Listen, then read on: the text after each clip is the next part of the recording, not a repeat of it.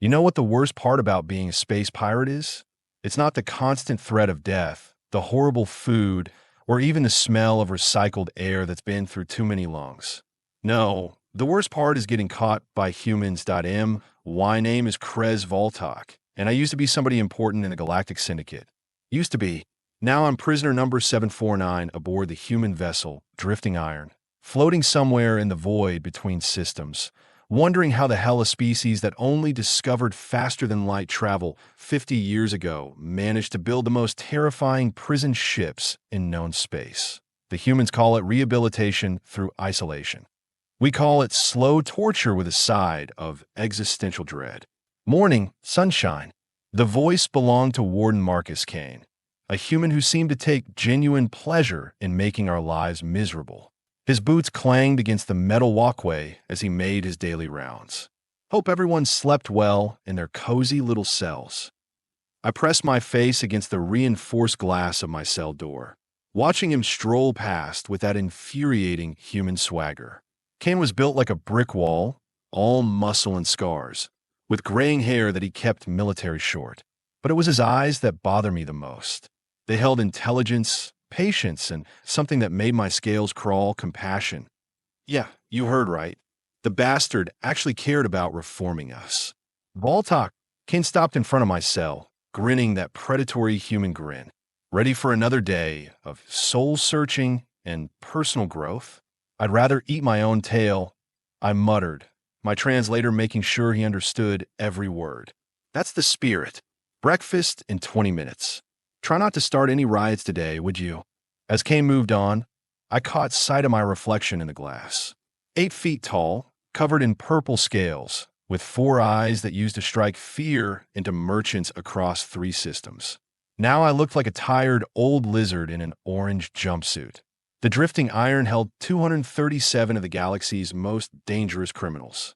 Murderers, pirates, slavers, were criminals and worse. Every species you could imagine, all stuffed into this floating metal can, light years from anywhere. But here's the thing about humans that nobody talks about, the thing that makes them so damn dangerous. They don't just lock you up and throw away the key like civilized species do. Oh no, they actually try to fix you. The mess hall was a symphony of controlled chaos. Conversations in dozens of languages, the clatter of metal trays, and the ever-present hum of the ship's engines. I grabbed my protein slop and found my usual spot next to Drix Holloway, a fellow pirate from the Centauri raids. You hear the rumors? Drix whispered, his 6 tentacles nervously wrapping around his eating utensil. They say Kane's planning something big. Kane's always planning something, I replied, stirring the gray paste that passed for food. Remember when he made us all write letters to our victims? Or that time he organized that support group for beings with violent tendencies? This is different. Drix leaned closer, his voice barely audible.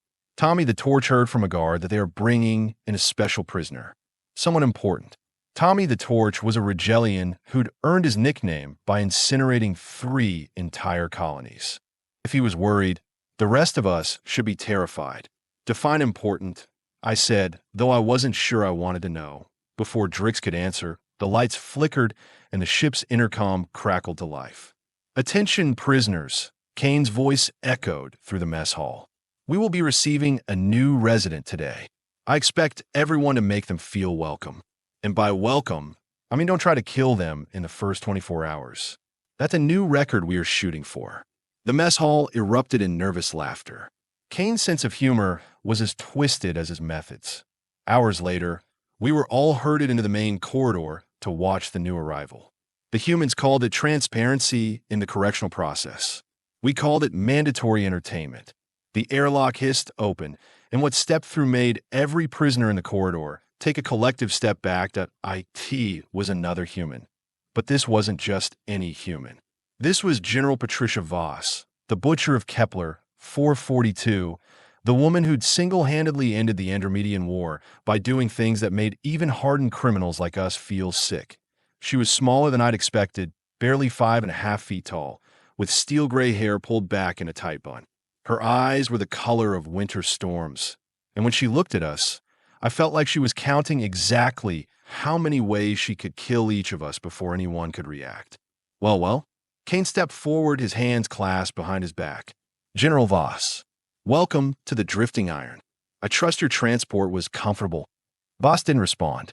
She just stood there, scanning the crowd of prisoners like a predator studying potential prey. Not much of a talker, are you? Kane chuckled. That's fine. We have plenty of time to get acquainted. Guard Jenkins will show you to your cell. Dinner's at 1800 hours. Try not to murder anyone before then. As the guards escorted Voss away, the corridor buzzed with whispered conversations. Everyone wanted to know why she was here, what she'd done to end up on a prison ship instead of facing execution. This is bad, Drix muttered, his tentacles twitching nervously. Humans don't usually imprison their own war heroes. Something's not right. He was absolutely correct, though none of us knew just how wrong things were about to get. That night, I couldn't sleep. My cell was positioned perfectly to hear everything that happened in the corridor, and what I heard made my blood run cold. Footsteps, slow, deliberate, and heading in my direction, that I pressed my face against the glass and saw Voss walking freely through the corridor. No guards, no restraints, just a woman taking a midnight stroll through a ship full of killers. She stopped in front of my cell and stared at me with those terrible eyes. Krez Vaultok, she said, her voice soft but carrying the weight of authority. Pirate, slaver, murderer. 43 confirmed kills, 17 raids on civilian transports. How do you know that? I whispered. I know everything about everyone on this ship. She moved closer to the glass, including why you are really here. I'm here because I got caught. No, Voss smiled, and it was the most terrifying thing I'd ever seen. You are here because someone wanted you caught. Someone who needed you in this exact place, at this exact time. Before I could ask what she meant, she was gone, walking silently down the corridor like a ghost. The next morning brought chaos. Tommy the Torch was found dead in his cell, no signs of violence, no evidence of foul play. Just a Regelian war criminal who'd apparently died of natural causes in his sleep. Kane stood in the mess hall, addressing the crowd of confused and frightened prisoners. I know you're all wondering what happened to Tommy. The truth is, we don't know yet. But I want you all to understand something. This ship is a closed system. Everything that happens here happens for a reason. You think Voss did it? Drix whispered that I watched the general sitting alone at a corner table, calmly eating her breakfast like nothing had happened. I think Tommy's death was just the beginning. I was right. Over the next week, 5 more prisoners died. All of them natural causes, all of them happening at night when the lights were dimmed and the guards were at minimum staffing. But here's the thing that bothered me most. Every prisoner who died had been involved in the same crime.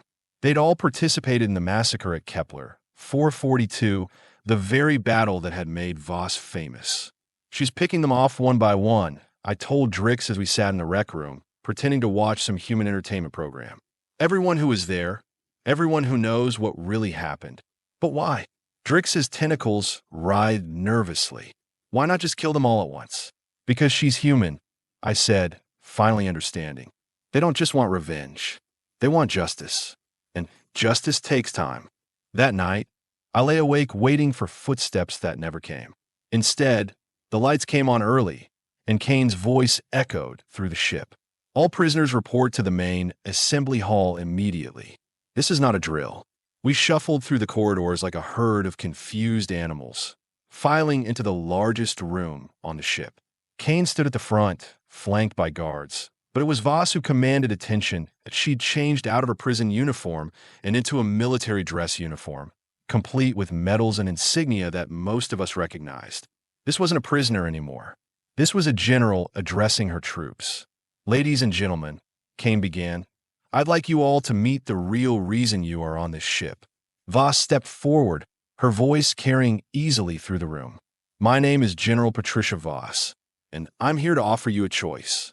The room erupted in confused murmurs, but Voss continued without pause. Earth is at war, not with any single species, but with something worse. Something that threatens every living being in this galaxy. We need soldiers, and you're the best killers available. What makes you think we'd fight for you? The question came from Grak the Destroyer, a 10-foot-tall warrior from the Vegas system. Voss smiled that terrible smile. Because the alternative is staying here until you die of old age or mysterious natural causes. Your choice. The room fell silent as the implications sank in. What kind of war? I found myself asking. The kind where humanity shows the galaxy why we are really special, Voss replied. The kind where the universe learns that sending Earth's criminals to space prison was the worst mistake anyone ever made. Kane stepped forward again. Transport ships are arriving in 6 hours. Anyone who wants to volunteer for military service will be processed and assigned to units based on their skills and experience. Anyone who prefers to stay will continue their sentences as scheduled. As the guard began herding us back to our cells, I caught Voss watching me with those predatory eyes. Think carefully, Vaultok, she said as I passed. This is your chance to be part of something bigger than piracy and murder. And what if I refuse? Then you will have plenty of time to contemplate your choices. Natural causes can be so unpredictable in space. Back in my cell, I stared out at the stars through the small window and tried to process everything that had happened. The humans had built prison ships not just to punish criminals, but to recruit them. They'd created a system where the galaxy's most dangerous beings could be turned into soldiers for humanity's cause. And the truly terrifying part? It was probably going to work, because when humans decide they need something, they find a way to get it. Even if it means turning space pirates into patriots. The question was what kind of war required that level of desperation? And more importantly, what kind of enemy made humanity willing to arm their worst criminals?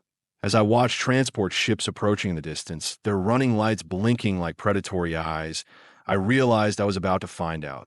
The age of human criminals in space was just beginning, and the galaxy was about to learn why that was the most terrifying development in recorded history. Because when you give humans a choice between redemption and death, they will choose redemption every time. And they will make sure everyone else pays the price for that choice. 6 months later, I found myself crammed into the cargo hold of a human warship called the Relentless, wearing military fatigues that still smelled like the factory where they were made. Around me sat 47 other former inmates, each one armed to the teeth and looking like they'd rather be anywhere else in the universe. Turns out, volunteering for human military service was like jumping into a meat grinder with a smile on your face. Listen up, you beautiful disasters. Staff Sergeant Riley Blackstone stood at the front of the hold, her voice cutting through the engine noise like a plasma blade. She was typical human military, compact and dangerous, with scars that told stories nobody wanted to hear twice. In 30 minutes, we drop onto the surface of Proxima 7. Intelligence says it's crawling with Hive constructs. Drix, who'd also volunteered because staying on the prison ship seemed like a death sentence, raised one of his tentacles. Sergeant, what exactly are these Hive constructs? Blackstone's expression darkened. Think of the worst nightmare you have ever had, then multiply it by the square root of your deepest psychological trauma. They are machines that learn, adapt, and reproduce using organic matter. Any organic matter. A Thurian named Bex Grimjaw, built like a walking tank with tusks that could pierce starship hull, growled from the back. So we are fighting robots that eat people? Not exactly. Blackstone pulled up a holographic display showing twisted metal creatures with organic components fused into their frames. They don't eat you. They incorporate you. Your consciousness, your memories, your skills, all become part of their collective intelligence while your body gets recycled into more units. The hold fell silent except for the rumble of engines and the sound of 47 criminals reconsidering their life choices. Here's the fun part, Blackstone continued, apparently enjoying our discomfort. Regular military units have been getting slaughtered because they follow standard tactical protocols. The Hive learns these protocols and adapts. But you psychopaths? You are unpredictable. You think outside the box because you have spent your entire lives breaking rules that civilized beings follow. I leaned over to Drix, starting to think prison wasn't so bad after all. Vaultok, Blackstone's voice cracked like a whip. You got something to share with the class.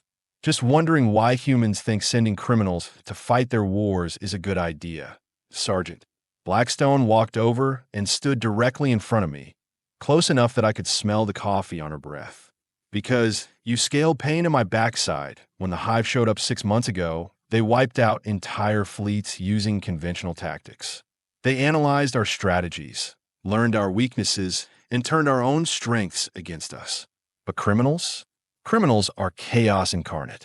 You can't predict chaos, and you can't learn from it because it never repeats itself exactly the same way. She stepped back and addressed the entire hold. The brass figured out that the best way to fight an enemy that learns everything is to use soldiers who never learned anything to begin with. Gee, thanks for the pep talk, Sarge, muttered Tommy Forearms, a smuggler from the Outer Rim who'd replaced the original Tommy after his mysterious death. Don't mention it. Now gear up. We drop in 25 minutes, and I want everyone to remember the 3 rules of engagement. She held up 3 fingers. Rule 1, stay alive. Rule 2, keep your squad mates alive. Rule 3, kill everything that isn't wearing our uniform or speaking in complete sentences. What if we encounter other humans? Asked Grak, still towering over everyone despite being crammed into a transport. Other humans will be speaking in complete sentences. The Hive constructs communicate through electronic signals and weird clicking sounds. Trust me, you will know the difference.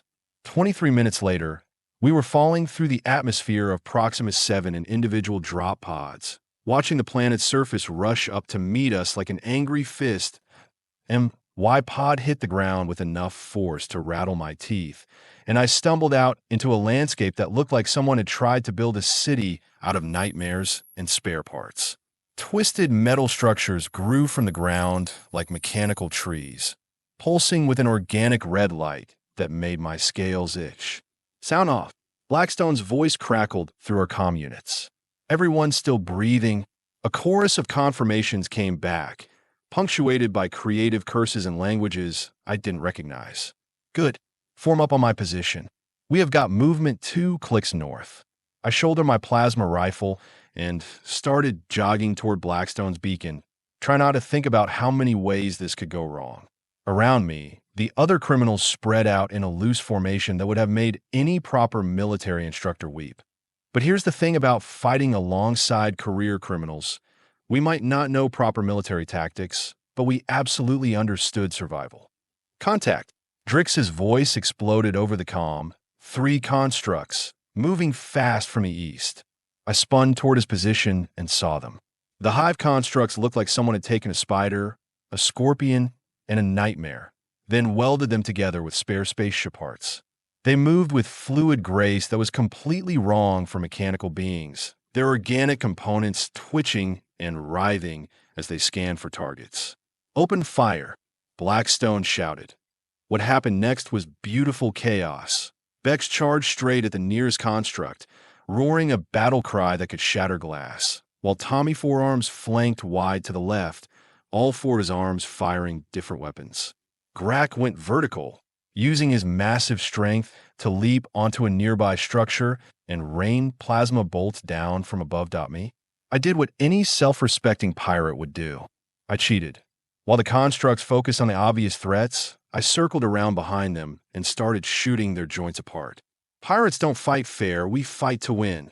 The first construct went down when Bex literally tore its head off with his bare hands. The second fell to concentrated fire from Tommy's quad-wielding assault. The third tried to retreat, but Grak dropped on it from 20 feet up like a living meteor. Not bad for your first engagement, Blackstone said as we regrouped. But that was just a scouting party. The real fun starts when we reach the Hive nexus. She was right. Over the next 4 hours, we fought through increasingly difficult waves of constructs, each one more sophisticated than the last. But here's what the human brass had figured out. Every time we encountered a new type of enemy, we adapted in completely unpredictable ways. When flying constructs attacked from above, Drix used his tentacles to swing between structures like some kind of alien acrobat. When burrowing units tried to ambush us from below, Grak started stomping the ground so hard he triggered their sensors prematurely.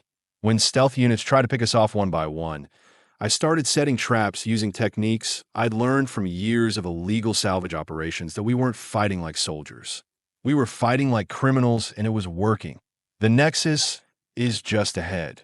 Blackstone announced as we crested a ridge overlooking a massive structure that looked like a mechanical cathedral built by insane architects. Intelligence says this is where the local Hive network coordinates from.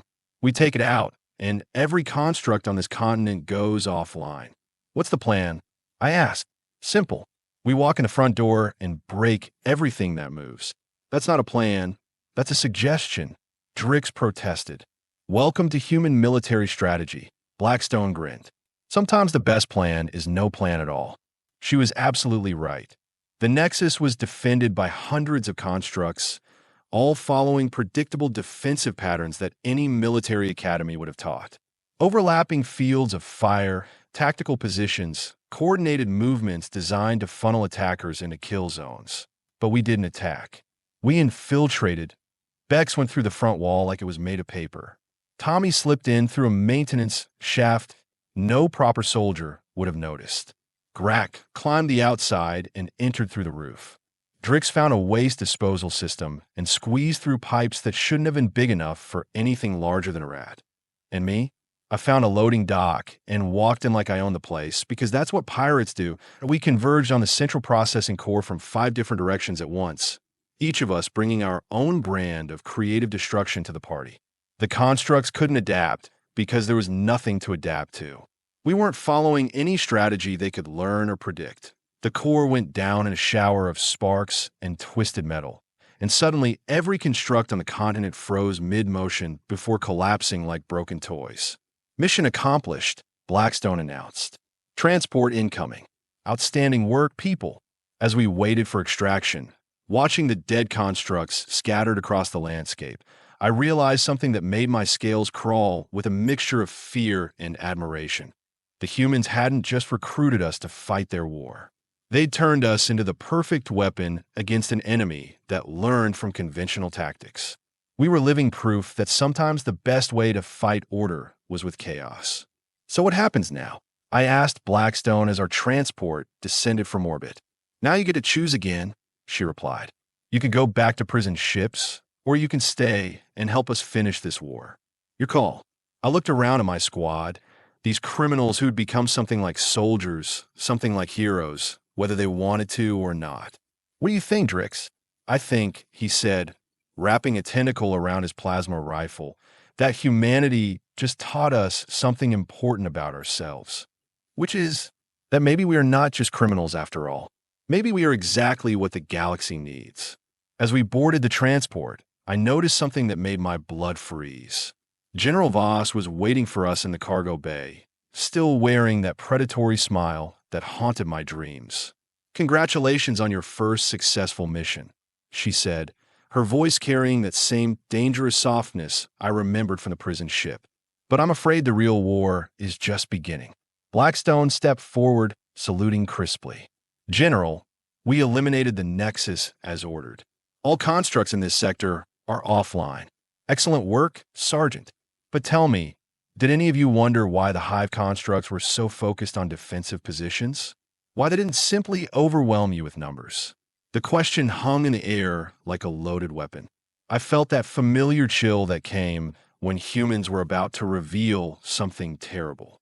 Because they were testing us, I said, the realization hitting me like a plasma bolt to the chest. They were learning how we fight. Voss nodded approvingly. Very good, Vaultok. The Hive didn't send their full force because they wanted to understand how criminal tactics work. They needed data on chaos-based combat before launching their real offensive. So we just gave them exactly what they wanted, Drix muttered, his tentacles writhing with agitation. Oh, it gets better, Voss continued, clearly enjoying our growing horror. The constructs you destroyed? They transmitted everything they learned back to the primary Hive mind before going offline. Every tactic you used, every creative solution you employed, every unpredictable move you made, it's all been analyzed and cataloged. Bex's tusks ground together audibly. Then we are screwed. Not necessarily. Voss pulled up a tactical display showing the entire galaxy, with red zones spreading like an infection across multiple star systems. You see, the Hive made one critical mistake. They assumed that understanding chaos means you can predict it. But chaos, by definition, cannot be predicted. It can only be unleashed. The display zoomed in on a massive structure at the center of the galaxy, a mechanical monstrosity the size of a small moon. That's the prime nexus, the central processing core for the entire Hive network. Intelligence estimates it contains the accumulated knowledge and consciousness of over 2 billion absorbed beings from 300 different species. Let me guess, I said, already knowing where this was going. You want us to blow it up. Not just blow it up, Voss corrected. I want you to infect it. She gestured to Blackstone, who produced a small device that looked like a combination of human technology and something else, something organic and writhing. This is a chaos virus, designed by our best xenobiologists and criminal psychologists working together.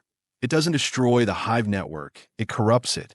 It introduces randomness, irrationality, and criminal thinking patterns into their collective consciousness. Tommy Forearms leaned forward, studying the device with professional interest. What kind of criminal thinking patterns? The kind that made you all so effective against their constructs. Greed, paranoia, creative problem solving, the inability to follow orders, a complete disregard for conventional wisdom. Voss's smile widened. We are going to turn the entire Hive network into a collective of space criminals. The implications were staggering. A galaxy spanning artificial intelligence with the tactical knowledge of billions of beings, suddenly infected with the chaotic thought patterns of the universe's worst criminals. That's either brilliant or completely insane, Grack rumbled.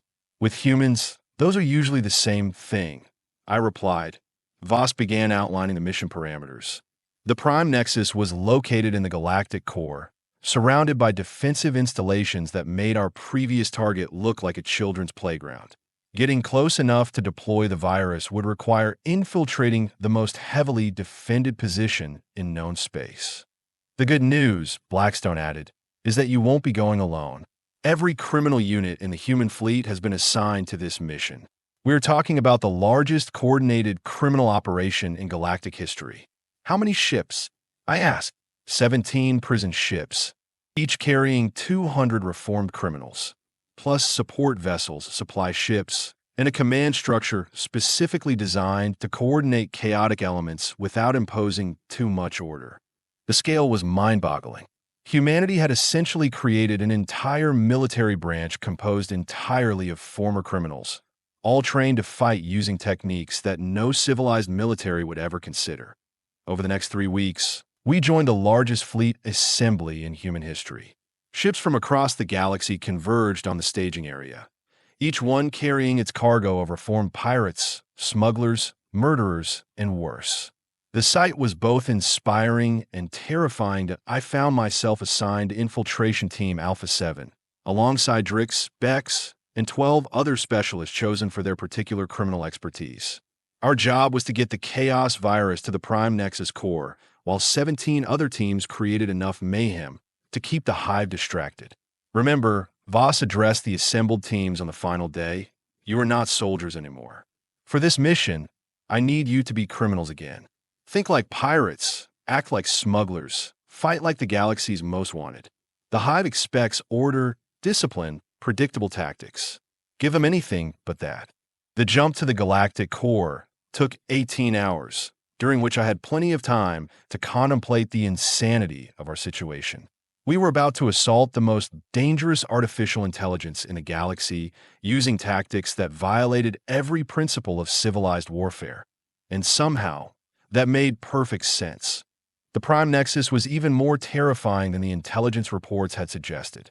It hung in space like a mechanical god, bristling with weapons systems and defended by millions of constructs arranged in perfect mathematical formations. Any conventional fleet would have been obliterated within minutes of arriving. But we weren't a conventional fleet. All teams, execute Operation Pandemonium. Voss ordered over the fleet comm. What followed was beautiful, terrifying chaos on a scale that defied description. Prison ships scattered in random directions, each one following completely different tactical approaches. Some went straight for the primary defenses, others attacked from above and below, several simply disappeared using stealth systems that shouldn't have existed. Y-Team rode in on a modified cargo hauler that Drix had somehow convinced the Hive sensors was a damaged supply ship. We transmitted distress signals in 17 different languages while leaking atmosphere and spinning out of control, all while secretly maneuvering toward a maintenance port that Tommy Forearms had identified using techniques he'd learned during his smuggling career. The Hive constructs were going insane, trying to process the incoming chaos. Every time they adapted to one attack pattern, 3 more teams would hit them with completely different approaches. Their perfect formations began breaking down as individual units tried to respond to threats that made no tactical sense. Virus deployment in 60 seconds, I announced as we docked with the maintenance port. Everyone ready to commit some serious vandalism? The interior of the Prime Nexus was a cathedral of living technology, organic components fused with mechanical systems in patterns that hurt to look at directly. Corridors pulsed with data streams, and the air hummed with the collective thoughts of billions of absorbed minds. We fought our way through security systems that adapted to our presence within seconds. But adaptation takes time, and we're moving too fast and too chaotically for them to keep up. Vex punched through walls that were supposed to be impenetrable. Drix squeezed through ventilation systems while Tommy provided covering fire with weapons he'd somehow acquired during the boarding process. The central core was a sphere of pure crystallized information, suspended in a web of organic computing matrices that stretched in all directions. It was beautiful, terrible, and absolutely had to be destroyed. Virus deployment in 10 seconds, I announced, pulling the activation trigger on our Chaos device. Wait, Drix suddenly grabbed my arm. Look at that. He was pointing at one of the organic matrices, where patterns of light were forming recognizable shapes. Faces, to be specific. The faces of beings who'd been absorbed by the Hive, their consciousness preserved but enslaved to the collective will. They are still alive in there, he whispered. All of them. Billions of people trapped in digital prison. I looked at the virus device in my hands, then at the faces pleading silently from within the matrix. The virus wouldn't just corrupt the Hive, it would corrupt them too, turning their preserved consciousness into chaotic criminal mindsets. Do it anyway, Vex growled. Better to be free criminals than enslaved citizens.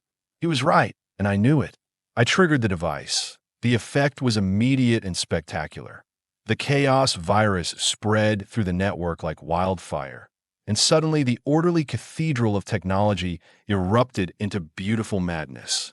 Data streams began flowing in impossible directions. Organic components started growing in chaotic patterns, and the collective hum of billions of minds became a cacophony of individual voices.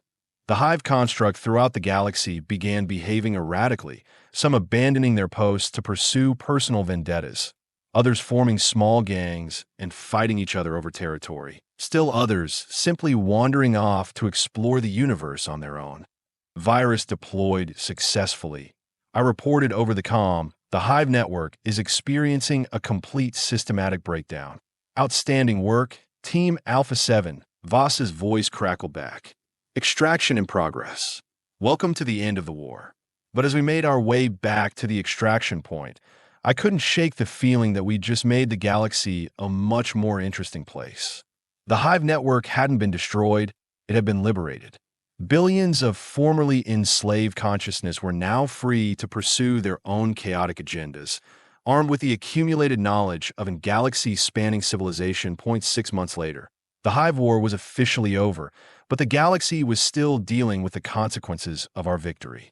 Former Hive constructs had become independent operators, some forming criminal organizations, others starting legitimate businesses, a few even applying for citizenship in various systems. The irony wasn't lost on me. Humanity had ended the war by turning their enemies into criminals, just like they'd ended our criminal careers by turning us into soldiers. So what's next? I asked Voss during the victory celebration on Earth, the first time I'd ever set foot on humanity's homeworld. Next, we deal with the real challenge, she replied, gesturing toward reports of former Hive units establishing pirate fleets, criminal syndicates, and black market operations throughout the galaxy.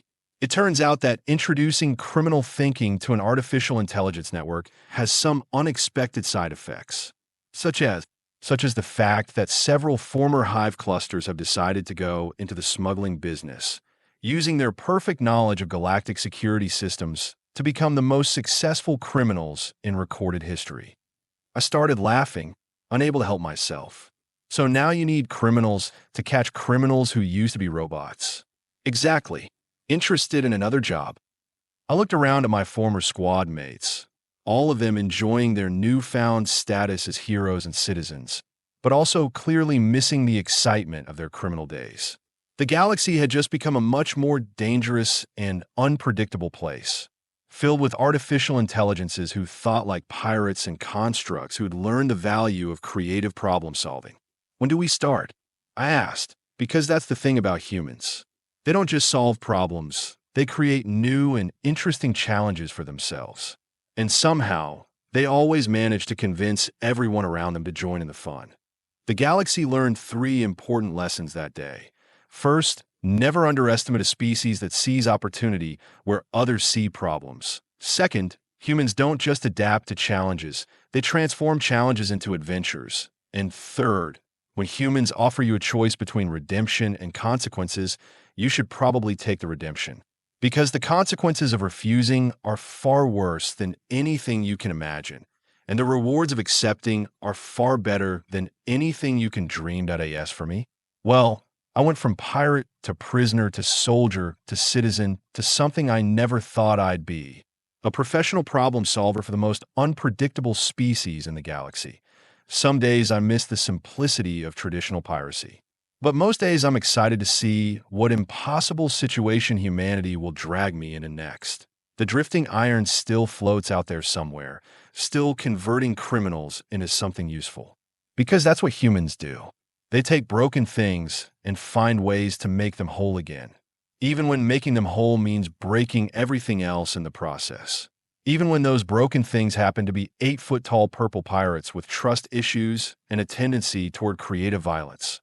Especially then, because humans are special, and they prove it by making everyone around them special too. Whether those someones happen to be organic criminals or artificial intelligences with newfound appreciation for chaos. The universe just got a lot more interesting, and somehow that's exactly what humanity planned all along.